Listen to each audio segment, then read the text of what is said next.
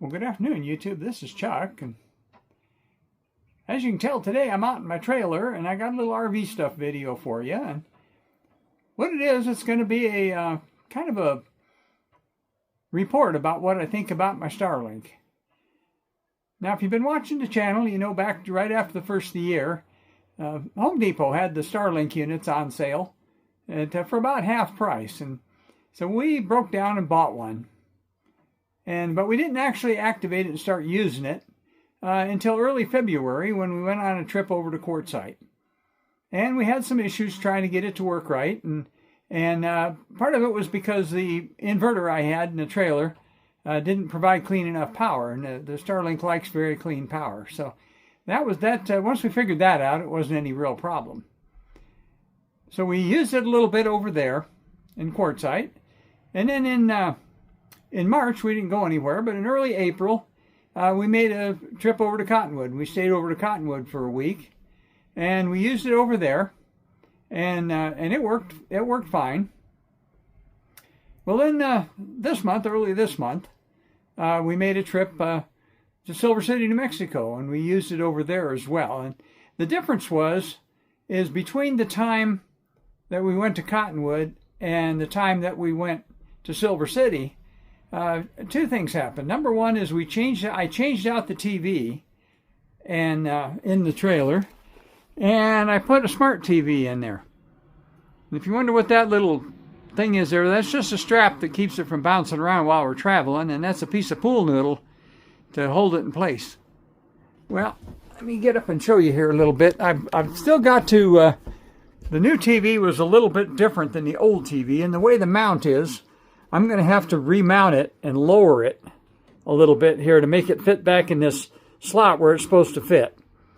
And the spousal unit wants me to do that, and I'll end up doing that. But this is a smart TV. The other TV was the original one that came with the trailer. And it was what we call the dumb TV. So this TV, I got it working off the Starlink. I figured out in Cottonwood I had my new laptop, and I couldn't get my laptop to talk to the Starlink, and I figured that out after I got home as well. So when we were in Cottonwood, we weren't using the TV and we weren't using the laptop. The Starlink was working just fine. But so let me show you how we've got the Starlink package. Now the spousal unit went ahead and bought this kind of fancy box here for it. And I have to admit, it's pretty slick. It's just about the size of a briefcase, maybe something a little bit bigger than a briefcase. And it holds all the Starlink components. And everything related to the Starlink is in there, with the exception of the mounting pole, which I told you about in another video that I fabricated so I could mount it off the back of the ladder on the trailer. Well, this thing, let's see if I can do this with one hand. Everything related to the Starlink fits right in here. There's the dish. It's going to argue with me. But there's the dish part of it. And the components there's the power supply. That plugs in the wall, provides power to the router. This is the brains of the whole thing. And then from the router, you have this big long cable that'll go from the router to the back of the dish. Now you see I got that mount on the back of the dish, and that's what fits into the pole. But what ends up working out is if you don't want to use that, it's exactly the right shape that you can actually lay the Starlink on a flat surface like a table and use it that way. You might want to eventually prop something under here to kind of keep it from jiggling around. But I used it for, we had a internet outage here, and I actually went and come out the trailer and I got this, and it took me about 5 minutes to set it up. And that's what I did there. I just set it on a table and pointed it in the right direction, and within just a few minutes we had internet again. So that's what the components are, and it all fits in that nice little box there. So let me back up here. So to give you a report on it, what do I think about it? Well, does it work? Yeah, it works really, really good. It you can set it up on the trailer here. I can set it up in like 5 minutes, and it'll get you totally serviceable Wi-Fi basically just about anywhere. There are some limitations, and the biggest limitation is you have to have a view of the sky.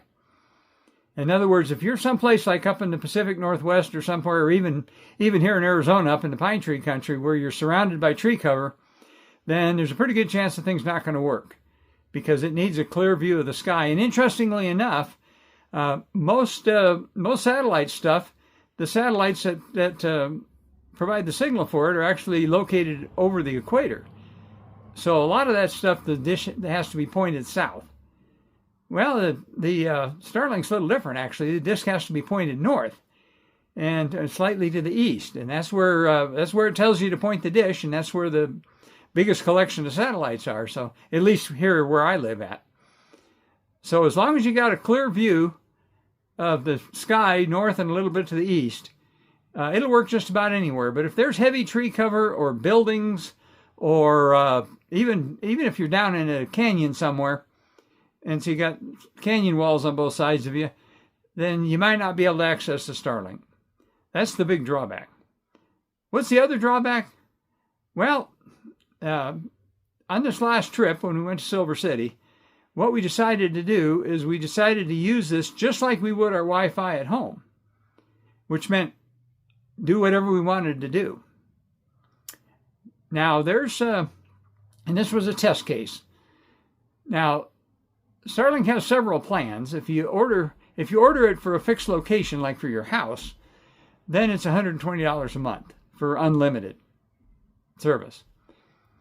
But there's roaming plans as well, and the roaming plans range all the way from a $10 10 gig plan, which is designed for emergencies. So in case you get out someplace where you don't have cell service and you need to get out and tell somebody, have an emergency of some kind. Then there's a 50 gig roaming plan, which is the one we picked. And that's designed for weekenders and people that are on weekends and stuff. And then there's an unlimited plan. The 50 gig plan is $50 a month. And then there's the unlimited plan, which is $165 a month for unlimited gigs.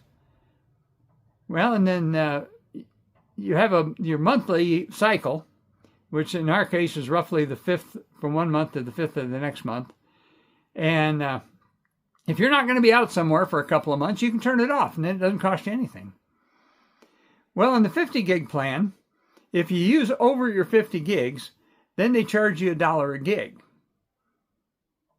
Well, on this last trip, what we did is we decided to try to just experiment and try to use it like we'd use it at home. And what ended up happening is we totally underestimated the how fast you could go through a gig. And we didn't realize it until we'd been in about 4 days out when I went to check on our usage. But basically, let me tell you this.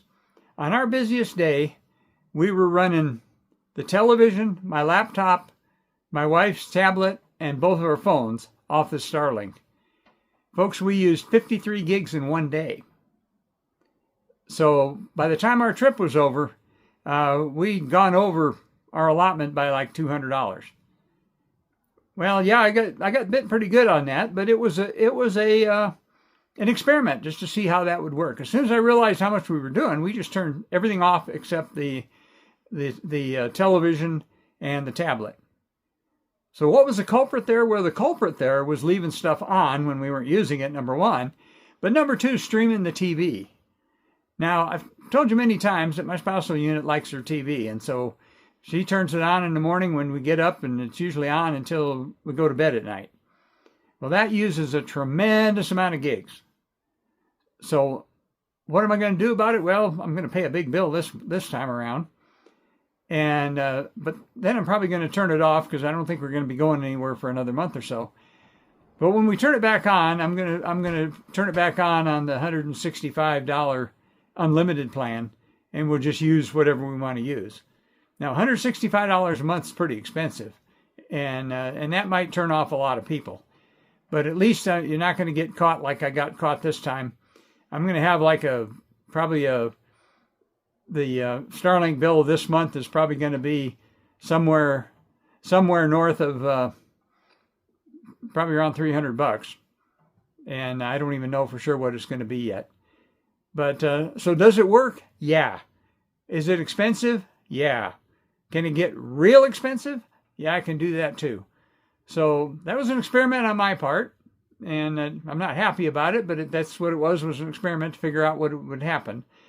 So take it for what it's worth, and if you want to get the Starlink, go ahead and do it, but just understand that it might cost you a lot more than you think, and I'm here to tell you a gig doesn't go very far.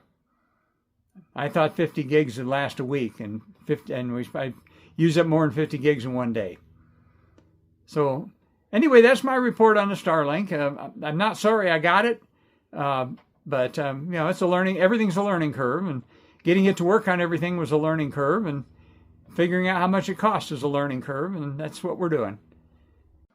Well, I got a little tongue-tied there toward the end, so I got to shoot the last part of this over. So, yeah, as I started to tell you, it's a beautiful day here. It's up in the mid-80s and probably 95 in the trailer right now, but I'm not going to be here long enough to have to worry about it. And as soon as I get done shooting here, I'm going to go inside and upload this. But, for those of you that were gave me well wishes about my procedure yesterday, thank you very much. I appreciate all that. And I appreciate those of you that shared stories of your own, you and your relatives' experiences with not only colonoscopies, but with colon cancer as well, because cancer is a horrible thing. And of course, tomorrow, believe it or not, is actually my second anniversary from when I had my prostate removed.